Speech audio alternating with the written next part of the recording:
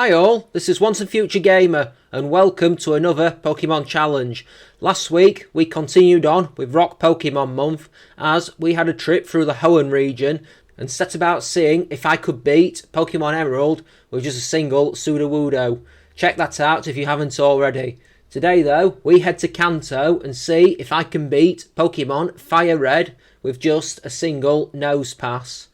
Now then, we've got a 375 base stat total, with most of that being in defence and special defence. That latter one is pretty high for a rock type. Everything else is pretty low, but at least our attack stats match with each other.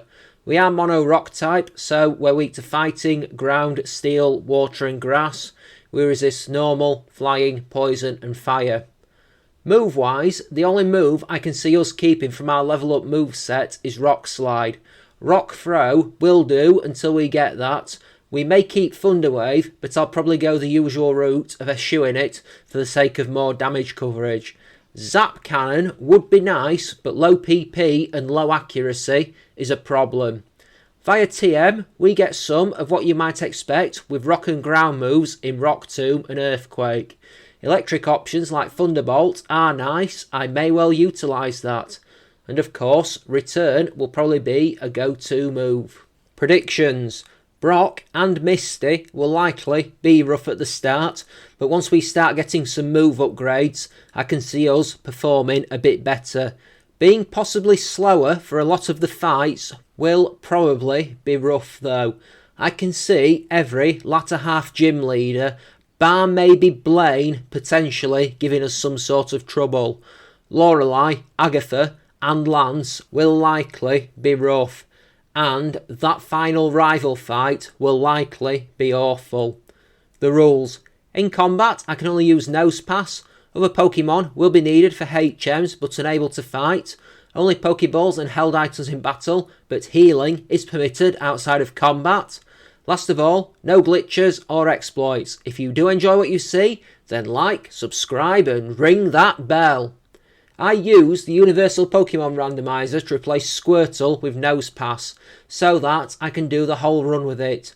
I chose to replace Squirtle so that the rival would have Venusaur, which in itself isn't the hardest for us to fight, but it does also give him Arcanine and Gyarados for the double Intimidate. I nicknamed the Nosepass Polaris, which is handy because the Nosepass is female. Anyway, Polaris has the rash nature, which is what I'm pretty sure we had last week. I want to say increased special attack and lowered special defence. And I will say that because after checking, I'm right. We also have the Magnet Pull ability, which lets us stop steel types from switching out in battle. All two of them in the Kanto region. We then have to do our rival fight, and somehow I'm really not concerned about this because I doubt he's going to be able to hurt us. I'm right, you know. When it comes down to it, the tackle attacks from the opponent Bulbasaur don't do more than a single hit point of damage to us, and we can tank them all day. Well, for 18 turns anyway. There's a speed tie as we hit our tackles on Bulbasaur for slightly more damage, and we can keep working it until finally it goes down to give us an early win. We 4-hit that Bulbasaur. I'm going to hit the EV trail now. Because our stab rock moves are all physical and the ground and normal coverage is too, I want regular attack EVs and I want speed EVs because I figure we're not going to be the fastest going forward and I want to max that out as much as we realistically can. I mean, come the end, I can still see some opponents outspeeding us when we have a 20-30 level advantage. I mean, look at the rival fights. Consider how fast the likes of Alakazam, Pidgeot and Gyarados tend to be. I want to grind up the levels because we are going to be operating at a major disadvantage versus Brock. We have no way of effectively hurting him, so I need to be able to brute force him with either tackle or rock throw. Doesn't sound like fun, does it? I get to level 15 through our training and then remember to go and tackle the Route 22 rival fight because I figure I might as well. His team has already started to take shape and we begin versus the Pidgey. He keeps the entire game. We miss Rock Throw because of course and then it goes to Sand Attack, which doesn't do a lot for my mood. We land rock throw at the second attempt before the Bulbasaur then comes out. It survives our first rock throw and doesn't really threaten us with the incoming tackle before we drop it with another rock throw. Easy win! Brock is our next major fight, and boy oh boy am I not looking forward to this. I suppose I'll have to try it sooner or later, so let's go sooner and see how we do. I don't think tanking damage will be an issue. I might just throw up 6 Hardens at the start and then just see how we go with that, because our defences should hold. This fight is awful. The tone is probably set right at the start when we go for Harden versus Geodude, just as I mentioned we would a moment earlier, and then it starts spamming defence curl attacks, which is just something that is not fun. We already have 2 not very effective physical attacks against 2 opponents who we did find out a few weeks back really do have good physical defence. And now Geodude wants to raise it up. Lovely. Sure, we hit a few tackles and rock throws, but as it keeps going for defence curl, they do less and less and less. About the only saving grace is that any time it does attack us, it only does about 1 point of damage, which is a relief. It becomes a pointless exercise using Harden after a while, since all it does is raise its own defence or hit us with tackle for minimal damage. Eventually, we do get a crit with rock throw, which drops its health low, and I would consider that a massive relief, because we might be here all day otherwise. But we do still have to hit it a bunch more times before finally it goes down. And now Onix. We start with rock throw attacks, not dealing too bad damage over the course of the fight. I don't think the Onix ever uses a defence raising move. Maybe because I don't think it has one, and the fact it misses 2 rock tombs in a row at the start is pretty dang helpful too. The rock tombs do a few more points of damage than our rock throws do, but at least theirs is neutral damage. Ours is resisted because rock doesn't resist rock. The ground type is the only thing saving Onix from getting pounded here. The worst move is bind though, because that does damage over time, and that is actually my only major worry as we work through the fight, continuing to hit attacks wherever we can. We get another crit which drops Onix's health low, and that is an absolute godsend, because without that I think this would have been a much closer and a much more tetchier fight. Come the end of it, I might have been ready to throw the controller at the wall.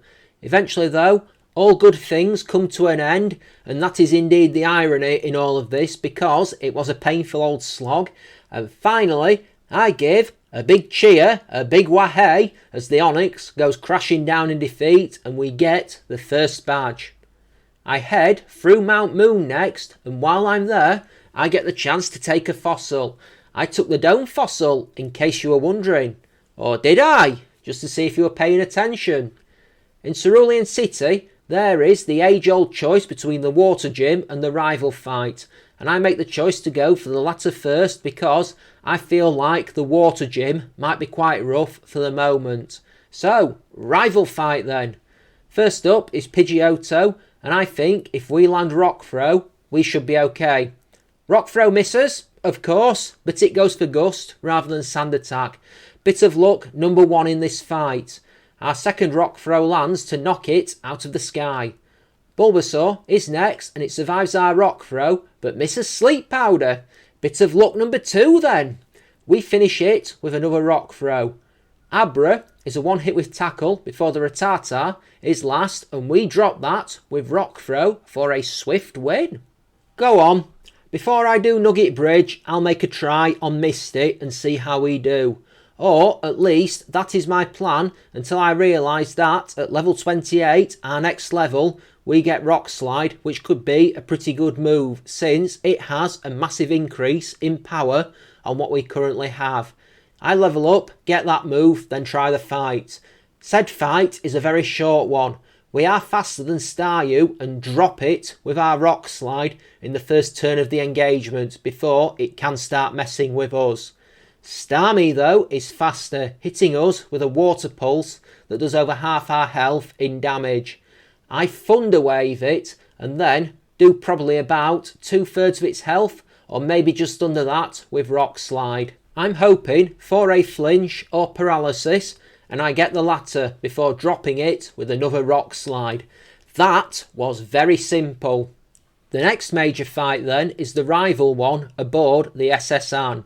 I've acquired the Meowth Pickup Brigade since then, and I'm doing plenty of fights to ensure they pick up items, since you can get stuff like rare candies and PP ups from them at any level in this game.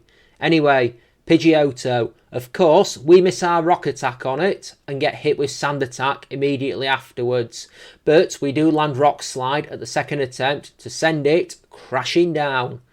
Ivysaur gets hit by our Rock Slide and we one-hit it for a win, before, in the next round, we hit Kadabra with Rock Slide and that doesn't survive either.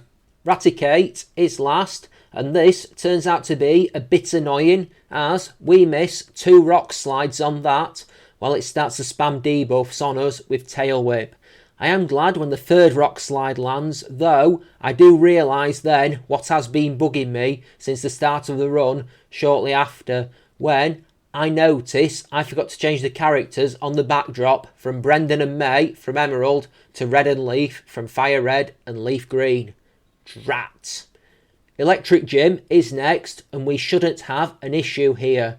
We're not immune to electricity, unfortunately, but we are getting to the point where we are at a high enough level that it becomes almost immaterial. And you know what? I'm really right not to be worried about this one, because he starts with Voltorb and we outspeed and drop it with Rock Slide for a swift win. Nice and easy there. Next is Pikachu, and our Rock Slide connects to absolutely lay it out, which gives us a second win. And with the Raichu being last, I'm very surprised when we outspeed it, though not when our Rock Slide drops it. That's 3 badges in hand, we can move off on our merry way. Lavender Town is next, and I figure that while I'm here, I might as well make a crack at the rival, because he's here and the chance is there. His team does start to develop a bit more during this fight, so it gives us the chance to see where we are. I get return before the fight because it is such an upgrade on tackle. Move upgrades are always nice. Pidgeotto is a one-hit with Shockwave for a swift early knockout. Next is Ivysaur, who we smack out with return for a one-hit victory. Gyarados is the next opponent, and it duly goes down to Shockwave. Kadabra is 4th, and we smash into that with return for a victory, before the Growlithe is last, and despite us being intimidated twice by this point, we drop it with Rock Slide, which lands first time in a major fight for a nice welcome change. Entering Celadon City, I figure I'll go and fight Giovanni first rather than Erica.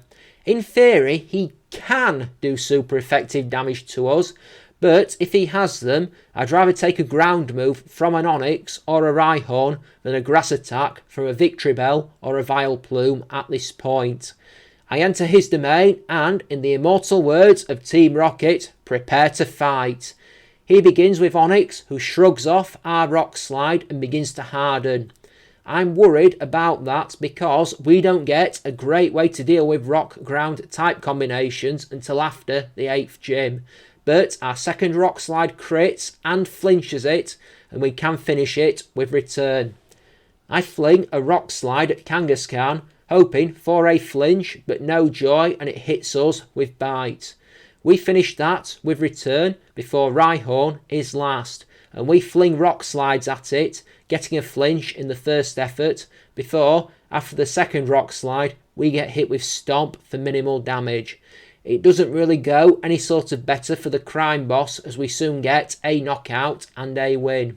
I figure I might as well try Erica while I'm in town. I think she's going to be harder than Giovanni by virtue of the super effective damage she's probably going to inflict on us, plus the fact that she's known for status afflictions. That's something I know is going to come our way, and do I plan for it? Well, no, because I was hoping we could one-hit her. Victreebel survives return and paralyses us immediately with Stun Spore. Well, that plan went out of the window pretty swiftly. She heals it straight away, but we drop it with a rock slide. Interesting. Next is Tangela, who goes for Ingrain, but we drop that with a single attack to put us 2 up in the fight. So far, no paralysis. Vileplume is third and does big damage with Giga Drain before we land a rock slide, which it survives. Still, no paralysis so far. She heals more health with Giga Drain, but we don't get paralysed and we take it out with another rock slide. Even with our level advantage, paralysis or a miss would have been fatal there. Next, after clearing out Pokemon Tower, I make my way to Sylph and start to fight my way through the Rocket Grunts. One thing I do figure out after getting a Hidden Power TM from the Pickup Brigade is that we do have the Water type Hidden Power, which might be useful for a few fights ahead, so I keep that. While I'm fighting the Rockets, let's talk about what's been ongoing with the channel this week. So, you might have noticed that we had a new series begin this week, as I started to play the ROM hack Pokemon Gold Unova, which has been an interesting experience so far across the first 3 episodes that were uploaded this week. I'll probably keep up with that for a bit yet. I have a history of starting these and losing interest, so we'll see. I mean, I do still want to go back to Insurgents at some point, but given that it's been a good 4 months since I last played, it's picking back up where I left off that I'm finding a bit difficult to swallow. This week, there was also the culmination, for now, of the playthrough of Resident Evil 1 Remake as I finished Jill's story. I'll be going back in the future to do Chris Redfield's story, but not for a while yet. Next week, we'll begin the uploads of my playthrough of Resident Evil 2 Remake. I've got 1 episode for it so far, so I do need to pull my finger out. There was also episodes 21 and 22 of Skyward Sword, so that one is still going strong. Next week's challenge, I don't know at the time of writing if I'm honest. Originally, in March, I was going to do Fighting type Pokemon month, but I'm rethinking it right now because one of the ideas I originally had might fit better somewhere else, so watch this space. I'll make a decision before the end of the episode. As always though, if you do have any ideas for future challenges or even future themed months, then head to the comment section or follow the links in the description to my Twitter or my Discord. Also, if you want to support the channel in other ways, there's a link to my Patreon down there. Actually, you know what? I'm making an executive decision. Next month, March, is going to be Bird Pokemon month. And to kick it off, I might go for Pokemon Silver with a single Pidgey. That sounds like it could be fun, I suppose. Join me next week for that. The rival fight at Sylph is usually a tricky one. So, as we approach him, I think that we need to be very careful indeed. If we make a misstep, then there's a chance that he's going to mess us up. Even taking into account the level advantage, this is still close. Pidgeot is first and survives our shockwave. I have the Thunderbolt TM and I think I might need it before long, but it only lands a wing attack before we end it on the next turn. The fight was close, but it's largely thanks to Venusaur out next. We hit that with Rock Slide. It survives and we don't get the flinch before it hits a crit Razor Leaf to put us on red health. We have the leftovers though, so it is not too bad as we finish it with Return. Gyarados is a 2-hit with Shockwave, countering only with a bite, and when Gyarados isn't being 1-hit with an electric attack, that's when you know things are not as good as they look.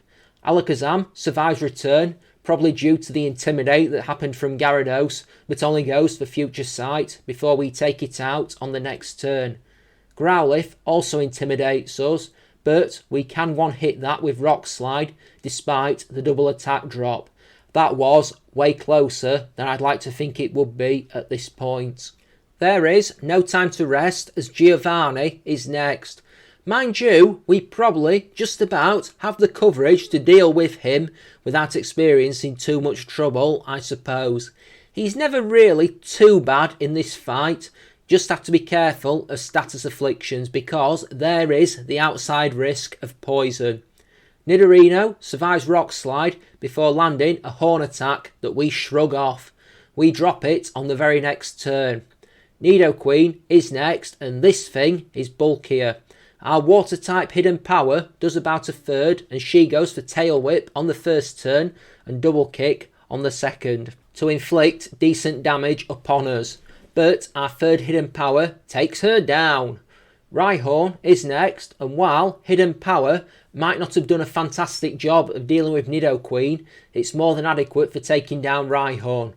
Kangaskhan, Outlast, hits us with Fake Out and Mega Punch, but we can down it with Rock Slide and return for a swift win. I will do Sabrina while I am in town, and I kind of feel like this could go either way in terms of awkwardness. I think we should be okay, but let's find out. This fight goes a lot better than it could have done as we sweep through her team, downing the Kadabra out first with Return. That's one obstacle out of the way. Mr. Mime also goes down to Return, which prompts the arrival of Venomoth, and I decide to drop that with a single Rock Slide before the Alakazam emerges last. Our Return drops it though before it can hit us with anything, and we can move on. Heading south now, and it's time to enter Fuchsia City and challenge Koga. This fight always has the potential to be annoying rather than hard in my experience. We do resist poison attacks, but getting poisoned won't do us a whole lot of good. So let's see how this plays out. The first Coughing gets one hit with Return. Now remember that for later. Up second is Muck, and we blast it with Thunderbolt for somewhere between a quarter and a third of its health, and it then goes for Minimise. That's not good, and what I meant by annoying. I go for Rock Slide, and by a massive stroke of luck, or possibly witchcraft, the Rock Slide connects and knocks it out. The second Coughing, same level as his first Coughing mind, survives Return and poisons us with Toxic. Oh dear. He heals it, only for that to then survive Return a second time, and for him to heal it once again before we drop it with Thunderbolt. Should have done that at the start, I guess. Wheezing is last, and that toxic damage over time is starting to build up. We hit a Thunderbolt, which does about 2/3, and it then goes for Smokescreen. This could get very bad indeed. Thankfully though, our second Thunderbolt connects, and we drop it for the 6th badge. It's across the sea next for the fight with Blaine, and I'm strangely confident about this one. I mean, Blaine has a bit of a reputation for not being the hardest of opponents, but he likely still has the ability to mess us up if we aren't careful. I'm worried about being burned more than anything. Let's see how this one goes. Growlithe, out first, goes down to our water type hidden power in a single hit, though Intimidate lowers our attack. Then he goes for Arcanine, and we get hit with another Intimidate, and as a result it survives our Rock Slide with about a third of its health left. We flinch it though, and another Rock Slide takes it out. Ponyta goes down to our hidden power attack, leaving only the Rapidash left, and I duly go on the offensive with Rock Slide and take it down hard for the win. That is 7 badges. Just Giovanni left then, and if the last fight was anything to go by, there may be a few moments here where we struggle to damage some of these Pokemon. I am worried about the Nido royalty for sure. After this fight though, we get Earthquake, and I'm replacing Hidden Power with that. It does a job here though, I will say that. First up is Rhyhorn number 1, and we drop it with Hidden Power for a swift knockout. Next is Dugtrio, and I'm shocked that we outspeed before we drop it with Return. Nidoqueen is a 2-hit with our water type hidden power, though we get hit with Earthquake for maybe about a quarter of our health. Not a debilitating blow by any means.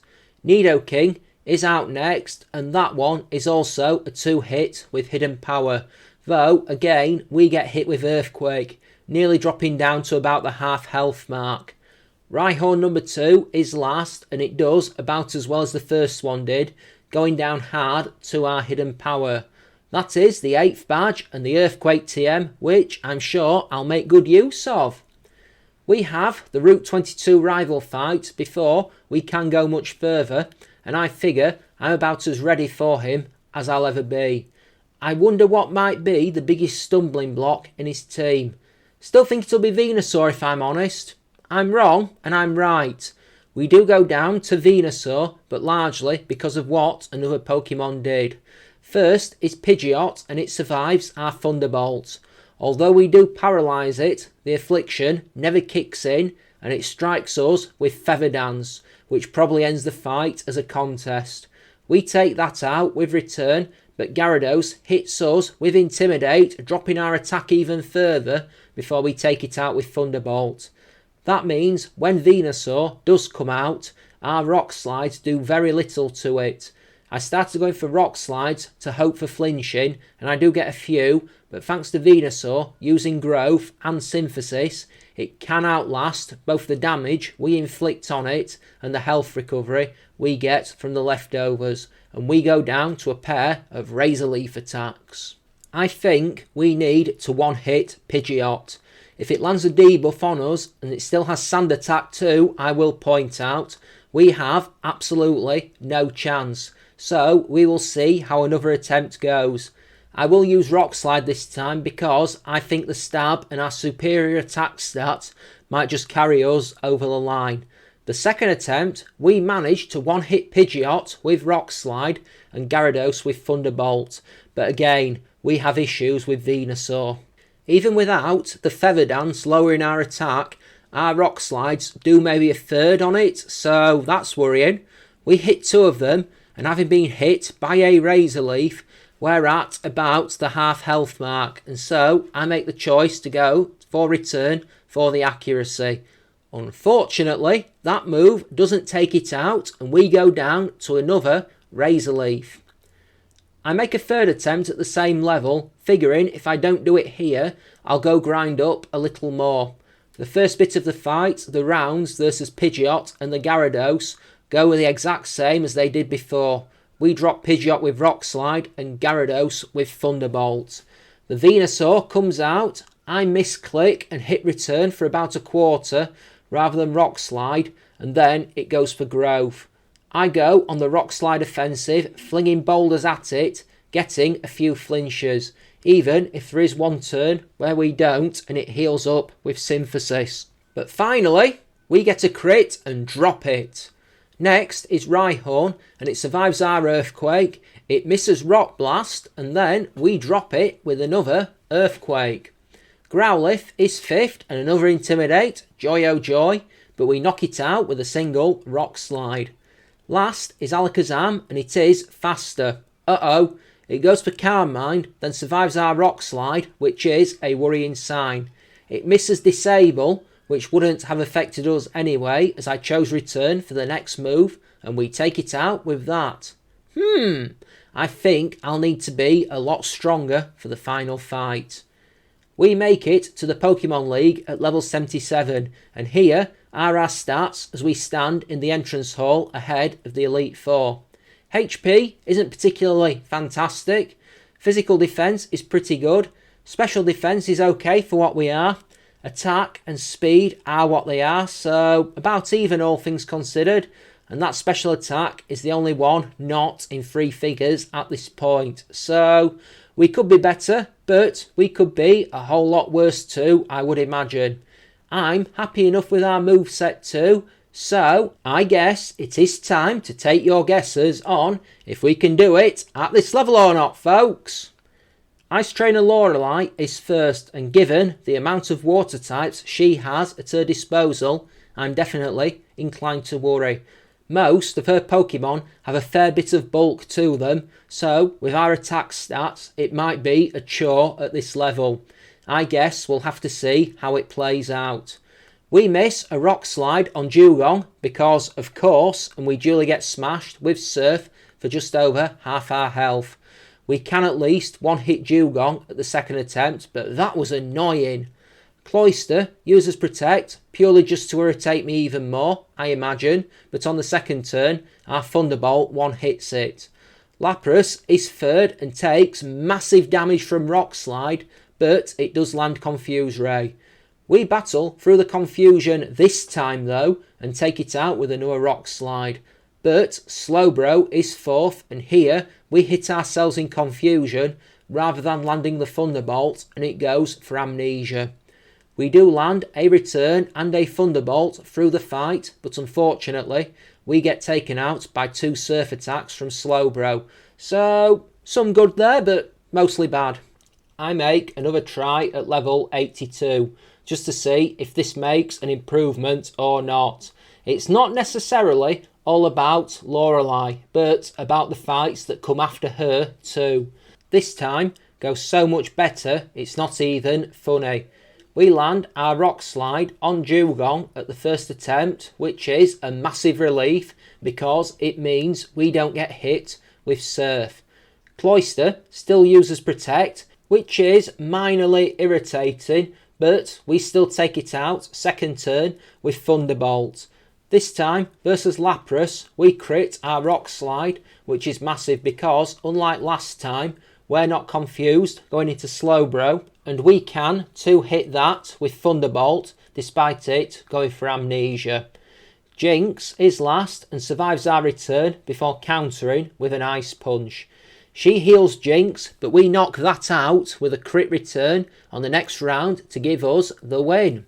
Bruno then, and on paper this should be a fight where we have a disadvantage, but I'm not worried.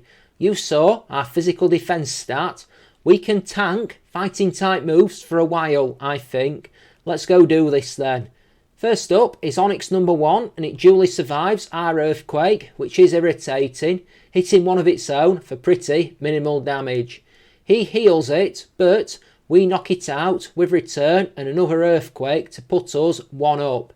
Next is Hitmonchan, and we smack that with return for just over half its health. Only for it to use counter to inflict massive damage on us. We survive though, and we'll probably end it next turn, only for that to use Mach Punch and drop us. Okay, what just happened?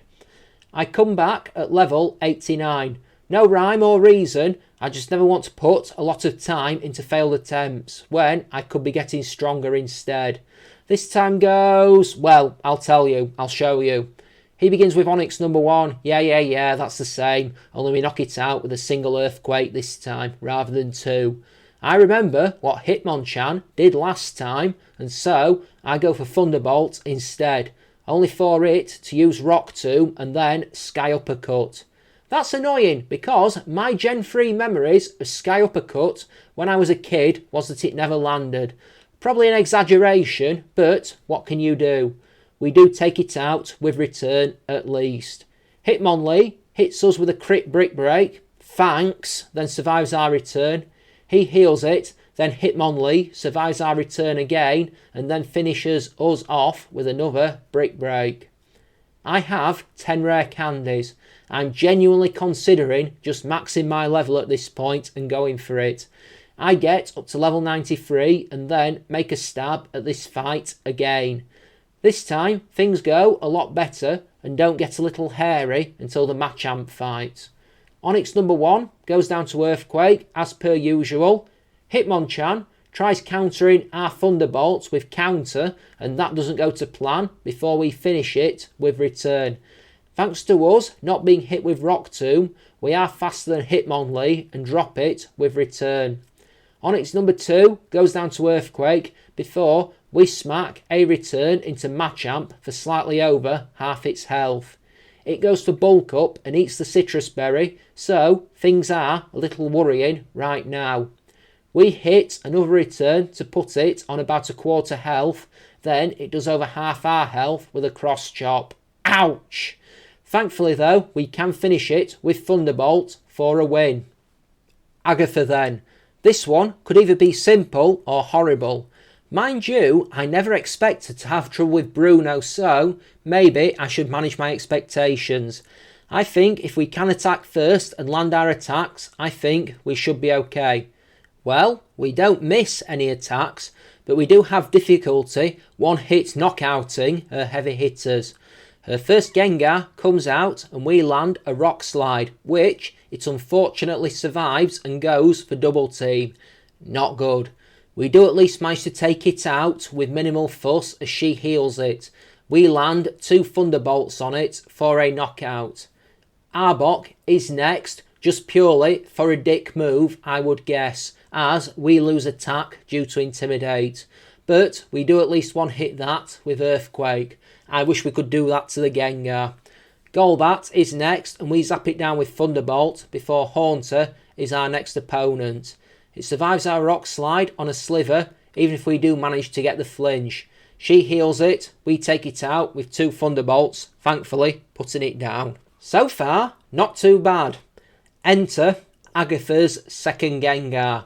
This one is faster than us and lands Hypnosis. Oh dear. At least the only thing that can be said is that she insists on going for Shadow Ball, which we can tank all day. We do suffer some special defense drops, but Shadow Ball did physical damage in this gen for some reason best known to Game Freak. We do eventually wake up and blast Gengar with Thunderbolt, but she lands a second Hypnosis to put us back to sleep. And this time she goes for Nightmare, which does a lot of damage to us over the turns that we're asleep, which is quite frankly terrifying. Mixed in with the chip damage from Shadow Ball, and I am a little worried. We are saved at about the half health mark by waking up though, and we put the Gengar on red health with Rock Slide. She lands a third Hypnosis. The last time I think I landed Hypnosis 3 times in a row was circa 1999, and we go back to sleep. Thankfully, there's no Nightmare this time, and we are only asleep a few turns before we can wake up and finish Gengar off with Thunderbolt. At least she had no healing items left, otherwise we would probably have lost this fight. Lance then. I am worried because we are going to get intimidated right at the start, so we're going to be minus some attack. Aerodactyl will outspeed us. I wouldn't be surprised if Dragonite will either. And there is also paralysis risk from the Dragonair too. So this has potential to go very bad indeed. Let's find out. Gyarados is easy. We shoot it down with our Thunderbolt for a swift early knockout. Dragonair number 1 comes out next, and I go for Rock Slide, hoping for a flinch. We don't get it, but the Dragonair goes for Outrage rather than Thunder Wave, and we cheerfully tank that attack before taking it out with Return. I mirror the strategy versus Dragonair number 2, but our Rock Slide crits, meaning we one-hit it. We are faster than Dragonite and do massive damage with Rock Slide before it locks itself into Outrage and deals us a decent chunk of damage, but we can take it out with another Rock Slide. Aerodactyl, as predicted, is faster, going for Ancient Power, which thankfully doesn't give it the Omni Boost before it survives our Thunderbolt. Lance heals it, I go for a Rock Slide, and we crit the move to drop it. Easier than I thought it would be. Right, I will make a try on the rival at this level, but if things don't go our way, I have the option to max our level out. We'll have to see how it goes. Not too bad is the answer, but there was room for improvement. We need to take Pidgeot out without any debuffs because otherwise we're screwed. We outspeed and drop it with Rock Slide. Gyarados is next and we take that out with Thunderbolt. Then comes Venusaur and I just go on the Rock Slide offensive, getting plenty of flinches as our blows land. It does get a growth up and does heal itself a few times with Synthesis, which is annoying, but I'd kinda rather it do that than attack us with a grass move. Thankfully, we never drop that into healing range, so he uses a full restore, and it does take a few turns, but we do eventually take it out without it ever really being a problem. Rhydon though is a massive issue, as thanks to the Intimidate, our Earthquake does less than half. Its own Earthquake does pretty big damage to us, and it also starts using scary face attacks on us, which wreck our speed. So, even if we do beat the Rhydon, we're going to be struggling going into Alakazam and Arcanine, both of which could outspeed us without the speed drop, but maybe not. How many full restores does he use on the Rhydon when we get close to knocking it out over the course of the fight? 4, you say? That sounds about right to me. It's a round which is only ever going to end one way, unfortunately. And as it goes by, I know that it isn't going to be us that takes it, as we eventually go crashing down. You know, I think I need water hidden power back. That would absolutely destroy the ride-on for sure. Earthquake was a nice idea, and if we weren't intimidated going into ride-on, we could probably two-hit it. But using physical moves on a ride-on is always risky. So let's rejig, let's boost our level a little, and we'll try this again. Unfortunately, this attempt is doomed to fail by Venusaur.